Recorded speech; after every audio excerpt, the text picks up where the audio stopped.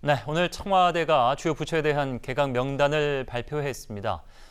야당들은 일제히 비난의 목소리를 높였는데요. 보도록 하겠습니다. 이 총선에만 몰두하는 청와대, 고민이 고스란히 드러난 인사다. 혹시나 했는데 역시나다. 바른미래당 각별한 조국 사랑이다. 헛발질 인사, 편가르기 개각이다. 민주평화당 소신도 좋지만 오만으로 보인다. 회전문 인사는 이제 그만해라. 정의당도 결이 조금 다르긴 합니다만 개혁 위한 전환점이 아닌 것으로 보인다. 총선 대비용 아니냐 이런 인상이 짙다 이렇게 얘기를 했습니다. 적재적소의 개각을 환영한다. 민주당은 청와대 입장을 그대로 대변했습니다. 다양한 경험과 전문성, 개혁성이 검증된 적임자다. 지역 균형까지 감안했다. 이게 이제 논평인데 민주당의 논평인데 결국에 이제 다른 인사들에 대한 관심은 사실 그 조국 전 수석 때문에 거의 묻히다시피 한 것 같아요. 예. 네, 이게 사실은 이 인사검증이 아직 시작도 안 됐는데 잘 됐다고 평가하는 거 굉장히 어렵거든요. 예. 왜냐하면은 이제 한꺼풀 벗기기 시작하면은 이제 여러 가지 흠결이 나타날 가능성이 있기 때문에 제가 잘 됐다 안 됐다 이렇게 평가하는 건 좀 어렵다고 생각하는데요. 예. 다만 이제 여러 가지 고민을 했던 것 같아요. 전체적으로 전문성 있는 배치가 이루어질 수 있도록 고민하고 신경 쓰는 흔적이 보이고요. 지역 안배도 이제 신경을 쓰는 흔적이 보입니다. 그러니까 그런 거에 비해서 단 한 명 지금 조국 전 민정수석 문제 때문에 그래서 현재 지금 인사가 조국이라고 하는 이름으로 다 뒤덮어버린 거 아닌가 그런 생각이 드는데요. 근데 총선용이다 이렇게 얘기를 하지만 어느 정권 때나 선거 앞두고 이 현직 의원 출신이 장관이 됐던 사람들은 빼주는 게 기본적인 관례이기도 하고요. 그게 또 현실에 맞는 것이기도 합니다. 그러니까 총선용 개각이라고 하는 거는 얘기는 큰 의미 없는 얘기일 것 같고요. 다만 이제 문재인 정부 입장에서 보면 2기 국정과제를 수행해야 될 굉장히 중요한 위치에 있는 이제 그 내각 인선을 하는 것이거든요. 예. 그런 측면에서 굉장히 고심을 한 인사 흔적이 보인다라는 말씀 드리고 싶고요. 조국 민정수석의 경우에는 좀 이따 또 평가를 하시겠습니다만 저는 여러 가지 이제 고민이 있었겠지만 청와대에서 민정수석에서 곧바로 법무부 장관으로 직행한다고 하는 그 논란을 가급적 어떻게 하면 회피할 수 있을까? 네. 그 논란을 어떻게 하면 좀 덜 비판을 받을 수 있을까라고 고민했던 것 같아요. 예. 왜냐하면 이렇게 그 개각을 하는데 한 달 전부터 개각 물망에 한 사람 이름이 올라서 결국은 임명이 되는 이런 사례는 거의 찾아보기가 어려웠거든요. 그러니까 일종의 깜짝이나 충격을 주는 방식이 아니라 여론을 통해서 굉장히 오랜 시간 동안 검증하게 만드는 과정을 겪었다 이렇게 봐야 될 것 같습니다. 예. 민정수석에서 내려와서 학교에 복학을 하고 서울대 내부에서도 비판의 목소리가 많이 나왔기 때문에 장관이 되면 또 이제 휴직하는 거 아니냐.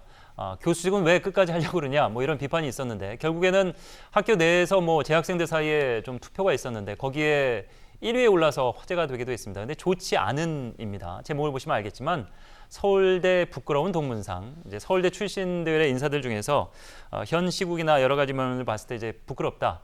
2016년의 인물만 보면요. 우병우 전 민정수석, 조윤선 전 문체부 장관, 김진태 한국당 의원. 물론 김진태 의원은 현역 의원이지만 당시 1, 2위를 했던 분들의 현 상태가 예견하더라도 하시 그게 좋지 못한 여러 가지 일들에 휘말리고 지금 상황이 좋지 못하기 때문에 과연 2019년에 조사된 이 5위까지 인물들은 앞으로의 행보가 어떨 것이냐. 여기 1위로 이제 조국 전 민정수석이 올랐다는 거고요.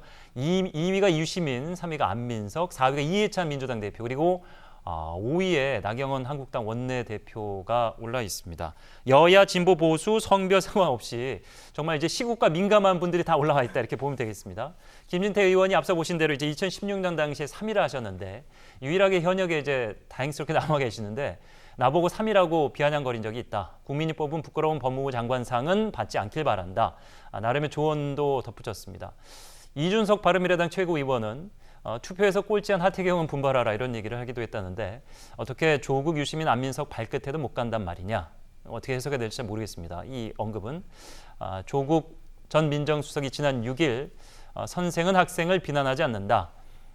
학내 태극기 부대 같은 극우 사상 가진 학생들이 안타깝다. 이제 당시에 폴리페사 논란으로 본인이 과거에 이제 교수들이 정치 활동을 하는 거에 대해서 학생들의 권익을 위해서는 그만두고 해야 되는 거 아니냐라는 취지를 했었다, 얘기를 했었다. 이것을 다시 가져다 쓰면서 조국 당신도 그래야 되는 거 아니냐 이런 일각의 비판을 있었는데 그것이 이제 학교 내에 극우 학생들이다 이렇게 해석을 나름 했던 것 같습니다.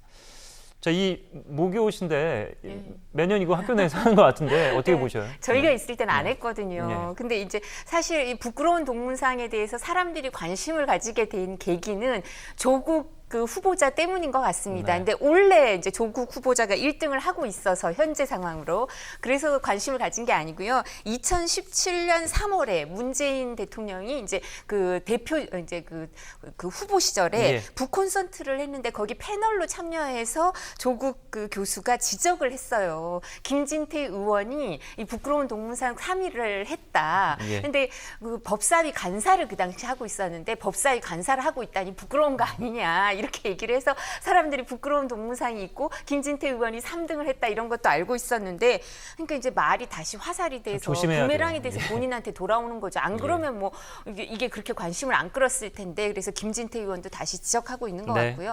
제일 안타까운 건 문병모 바른미래당 최고위원이 하는 얘기죠. 학생들까지도 분열 대열에 합류시켰다. 조국 교수 임명이. 그런 얘기를 하는 게 안타까운데요. 예. 문병호 최고위원도 법대 출신이고요. 문병호 최고위원은 법대 CC예요. 서울법대. 부인이 민유숙 대법관인데요. 이 두 분 다 조국 교수를 너무나 잘 아는데 이분이 그렇게 얘기하시더라고요. 문병호 최고위원이. 예. 조국 교수를 법무부 장관 후보자로 임명하면 야당은 겉으로는 말리지만 속으로는 웃고 있다. 야당의 총선에 있어서 가장 큰 호재가 될 것이다. 이 두 부부가 가장 잘 알고 있을 텐데 왜 이런 얘기를 했을까요? 예. 청문회에 그러면은 야당은 어떻게 임할지도 궁금해지는데 일단 뭐 민정수석을 거치면서 그 이후의 행보 지금 뭐 앞서서 김성환 평론가가 말씀해 주신 대로 검증을 거칠 만한 부분은 다 지나온 것 같아서 과연 새로운 얘기가 뭐가 나올 것인가 한국당 관계자 얘기는 잠시 후에 보도록 하고 오늘 모 건물 1층에서 이제 기자들의 간단한 후보자가 된 것에 대한 소회를 밝혔는데 뙤약볕을 꺼리지 않는 8월 농부의 마음으로 기회를 구하고자 한다. 법무부 장관이 된다면은 서해 맹산. 자, 이거에 대한 뭐 해석이 분분하던데 뭐 바다와 뭐 산에 뭐 맹세한다. 뭐 이런 취재 얘기라고도 하고 이순신 장군이 했던 이야기라고도 하고 뭐 많은 이야기들이 있습니다. 이런 정신으로 소명을 완수하겠다. 그러니까 현 그 정부와 대통령의 의중을 이미 다 파악하고 있기 때문에 여기에 맞는 업무에 매진하겠다 이렇게 밝혔습니다. 자, 하지만 이제 한국당은 쉽지 않은 청문회를 예고했습니다. 조국 임명 강행할 게 뻔하다. 청문회를 아예 열지 않는 방안도 검토해 볼 필요가 있다. 심지어 이런 얘기도 나왔고 이인영 원내대표는 특정 후보에 대한 집중적 비난보다 개각의 취지와 방향으로 일관되게 대응해 주시길 바란다라고 얘기를 했습니다. 이 청문회를 뭐 안 열 수는 없겠습니다만 삶을 돌아보고 이제 겸손하게 청문회에 임하겠다 이렇게 조국 전 수석이 밝혔는데 근데 나경원 원내대표가 철저히 검증을 해내겠다 또 이렇게 얘기를 했기 때문에 어떻게 진행될지는 뭐 봐야 되겠습니다. 모두들 어차피 법무부 장관은 조국 이렇게 그런 얘기가 있더라고요. 근데 예. 아마 그 본인이 인사 검증을 담당하는 민정수석을 하시는 동안에 16차례 장관급 그 고위 공무원들이 고위 공직자들이 인사 청문 보고서를 미채택한 상태에서 임명이 그렇습니다. 됐어요. 예. 본인이 아마 임명되시면 17차례인데 아마 야당 의원들은 모두 다 17번째 인사가 될 거라고 예상을 하고 있는 것 같아요. 근데 사실 오늘 서해 맹산 얘기를 하면서 외적을 무찌르는 이순신 장군의 각오로 사법개혁을 이뤄내겠다라고 얘기를 하시는 것 같은데 그러니까 진보정당의 패널이 다른 방송에서 그렇게 얘기를 하더라고요.